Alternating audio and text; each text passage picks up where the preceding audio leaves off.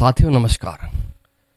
साथियों, छोटे छोटे बच्चों के आंसुओं से क्या किसी चीज की शुरुआत हो सकती है? क्या छोटे छोटे बच्चों के आंसुओं से किसी चीज की नींव जो है वो भरी जा सकती है? क्या वो छोटे छोटे जो बच्चे हैं उनके आंसू किसी बिल्डिंग की, किसी भवन की, किसी इमारत की नींव भरने में जो है वो सहायक हो सकते हैं? क्या छोटे छोटे बच्चों के जो आंसू हैं किसी चीज की, किसी भवन की, किसी इमारत की नींव भरवा सकते हैं? जी हाँ, भरवा सकते ही नहीं, भरवाई है। एक बहुत सुंदर इमारत जो है वो, बहुत सुंदर बिल्डिंग जो है वो खड़ी की है बच्चों के आंसुओं ने। यही है आज की कहानी। 4 जुलाई 1966 को सोलन में एक बच्चे का जन्म होता है। सोलन बड़ा प्रसिद्ध है शूलिनी देवी के लिए। लोगों का कहना है कि जो शूलिनी देवी है उसी के नाम पर जो सोलन पड़ा है। ये कहानी तो करनाल की है, लेकिन जिससे संबंधित है ये कहानी, जिसकी कहानी मैं उस बच्चे की, उस व्यक्ति की कहानी जो मैं सुनाने जा रहा हूँ, उनका जन्म जो है वो सोलन में होता है। और जन्म भी उन्हीं दिनों में होता है जिन दिनों कहा जाता है कि जो शूलिनी देवी है सोलन के अंदर, उसका मेला लगता है हर साल। उन्हीं दिनों में जन्म होता है। जून महीने के आखिरी सप्ताह में जो है शूलिनी देवी का मेला लगता है हर साल। लगभग 200 साल के करीब हो चुके हैं। और कहा जाता है कि जब मेला लगता है तो मेले के दौरान जो शूलिनी देवी है वो पूरे सोलन में जो है वो घूमती है और आशीर्वाद देती है। जून का आखिरी सप्ताह मेला लगता है और ठीक आखिरी सप्ताह के ठीक 4 दिन बाद 4 जुलाई को, 4 जुलाई 1966 को एक बच्चे का जन्म होता है। बच्चे की माँ की कर्म भूमि करनाल, तो करनाल पहुंच जाता है वो बच्चा। कुछ बड़ा होता है, जैसे जैसे बड़ा होता है शिक्षा की तरफ पहुंचता है, तो जैसे जैसे वो ग्रेजुएशन के नज़दीक पहुंचता है तो उन्हीं दिनों क्या करता है कि उन्हीं दिनों पढ़ाई के साथ साथ जो है कुछ बच्चों को भी वो जीके की नॉलेज देने लग जाता है, जनरल नॉलेज जो है उन बच्चों को देने लग जाता है। साथियों, एक कहावत है कि ज्ञान जितना भी बांटो उतना ही बढ़ता है। यही सोच थी इस युवा की। इस सोच के कारण ही कुछ बच्चों को ये पढ़ाना शुरू कर देता है। तब ये नहीं थी कि ये 2 कमरों का स्कूल भी शुरू कर पाएगा। सिर्फ यही एक इच्छा कि ज्ञान जो है वो बांटने से और बढ़ता है।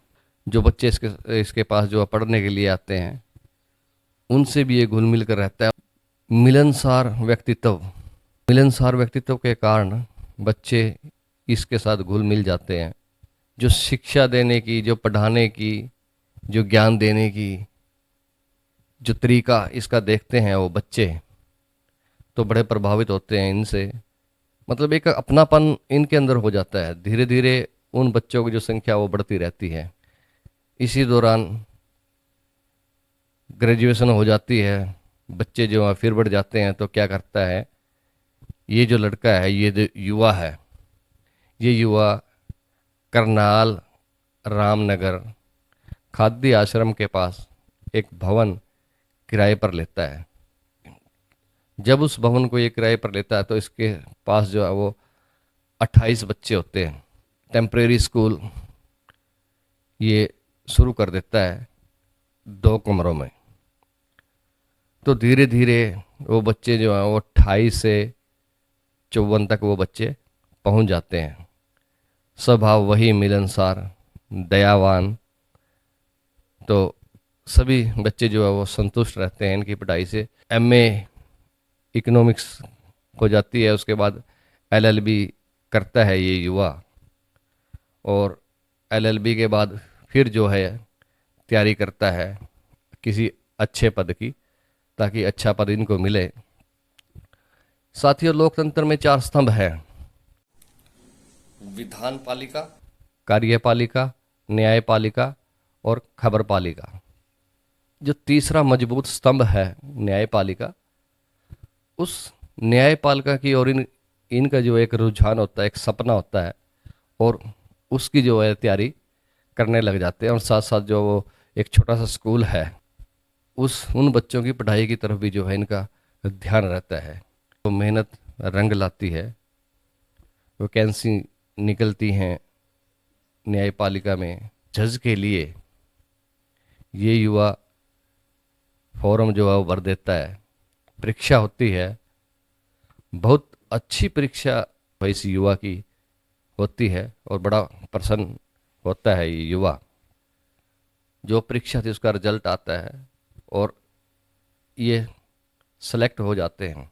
नियुक्ति पत्र, ज्वाइनिंग लेटर इनके पास पहुंचता है, और इसी लेटर को खोलकर जब बच्चों को बताते हैं कि बेटा मेरी जो है वो सरकारी नौकरी लग गई है, मैं जज बन गया हूँ, अब मुझे जज की नौकरी करनी है, मुझे नौकरी ज्वाइन करनी है, कहीं और से जो अपनी शिक्षा लेनी शुरू कर दो।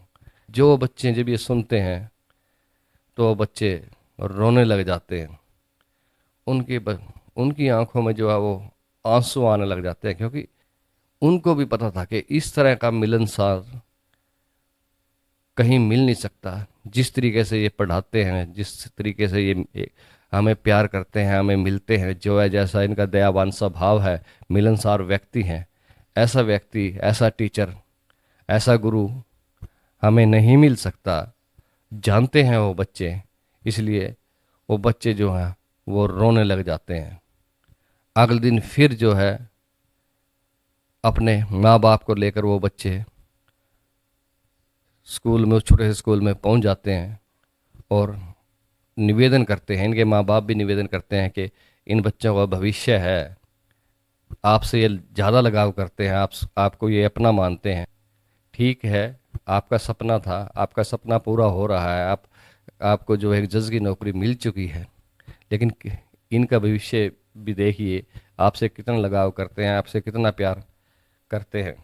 फिर घर जाते हैं और अपनी शिक्षिका माँ से बात करते हैं कि माँ मेरे साथ ऐसा ऐसा हुआ है, मैं क्या करूँ। एक तरफ मेरा सपना है जिसके लिए मैंने कड़ी मेहनत की है, और एक तरफ उन बच्चों का भविष्य है कि वो बच्चे किस तरह जो है वो रो रहे हैं, किस तरह आंसू बहा रहे हैं, मैं क्या करूँ। अंत में निर्णय लिया जाता है कि ठीक है, मैं सरकारी जो जज की नौकरी है उसे ज्वाइन नहीं करूँगा, और आज से स्कूल की ओर ही ध्यान दूंगा। ये बात है आज से 25 साल पहले की, ये बात है 1999 की, ये बात है करनाल रामनगर की। करनाल रामनगर काछवा रोड पर ही ज़मीन ली जाती है 1999 में, और उसी साल 1999 में उस स्कूल की नींव रखी जाती है जिसका नाम होता है डीपीएस। जी हाँ, डीपीएस, दून पब्लिक स्कूल। जी हाँ, बात हो रही है, ये कहानी है कुलजिंदर मोहन सिंह बाठ की। जो भी कुलजिंदर मोहन सिंह बाठ को जानते हैं, धार्मिक व्यक्तित्व के धनी हैं कुलजिंदर मोहन सिंह बाठ, आज भी जो उनसे मिलते हैं अपना बना लेते हैं कुलजिंदर मोहन सिंह भाट। आप निस्वार्थ भाव से कुछ त्याग करते हैं अपने जीवन में, तो परमात्मा उस त्याग का जो है फल बहुत बड़ा देते हैं। आज आप देख सकते हैं दून ग्रुप ऑफ स्कूल्स के एमडी हैं कुलजिंदर मोहन सिंह भाट। करनाल में 3 स्कूल हैं, दून पब्लिक स्कूल करनाल जो काछवा रोड करनाल में है, दून इंटरनेशनल स्कूल जो कैथल रोड चिड़ाव मोड़ के पास है, बालू वाटिका कहें, प्ले स्कूल कहें, सेक्टर 7 करनाल में ही है।